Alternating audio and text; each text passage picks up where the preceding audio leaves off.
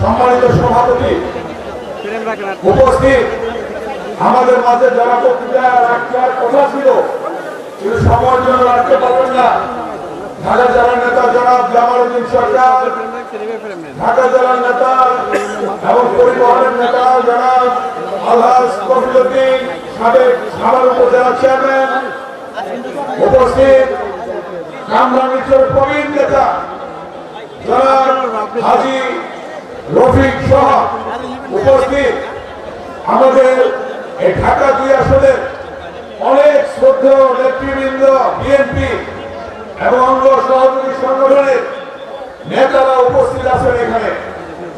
Design, elegance, beauty, সেরা পণ্য সবার জন্য জেভিকো। উপস্থিত আছেন বিভিন্ন কলেজ, হাই স্কুল, মাদ্রাসা, কিন্ডারগার্টেন এবং বিভিন্ন শিক্ষা প্রতিষ্ঠানের প্রিন্সিপাল সাহেবরা, হাই স্কুলের প্রধান শিক্ষক সাহেবরা, অন্যান্য ছোট শিক্ষক মন্ডলী, মাদ্রাসার শিক্ষকরা এবং অনেক আমার ছোট শিক্ষক মন্ডলীরা এখানে উপস্থিত আছেন। এই মঞ্চে উপস্থিত আছেন এই কেরানীগঞ্জের, সাভারের, 3 ইউনিয়নের এবং কামরাঙ্গীরচরের বিভিন্ন কর্মকর্তা বৃন্দ এখানে উপস্থিত আছে এবং বিভিন্ন প্রশাসনের লোকজন আছেন।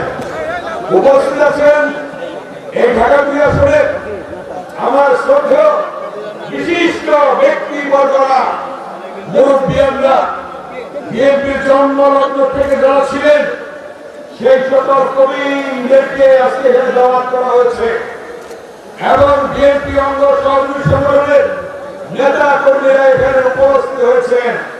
উপস্থিত আছেন আমার প্রিয় মা বোনেরা, হাজার হাজার মা বোনেরা ওই পাশে বসে আছেন। উপস্থিত আছেন আমার প্রিয় সাংবাদিক বন্ধুরা, আসসালামু আলাইকুম। কেরানীগঞ্জ একটি ঐতিহাসিক জায়গা। এই কেরানীগঞ্জ থেকে বিএনপি, এই ঢাকা 2 আসন থেকে বিএনপি কোনদিন হারে নাই। আপনারা জানেন 4 বার তত্ত্বাবধায়ক সরকারের নির্বাচন হয়েছে, 4 বারই আপনারা আমাকে এমপি বানিয়েছেন। কখনোই হারার ইতিহাস ছিল না জিয়াউর রহমানের দলে, খালেদা জিয়া দলে, তারেক রহমানের দলে, ঠিক না? সেটা আপনারা দেখেছেন। এটা কেন হয়েছে? 1991 সালে যখন আপনারা আমাকে এমপি বানালেন তখন হযরতপুর থেকে কুন্ডা পর্যন্ত কোনো গাড়ি যেত না, যেত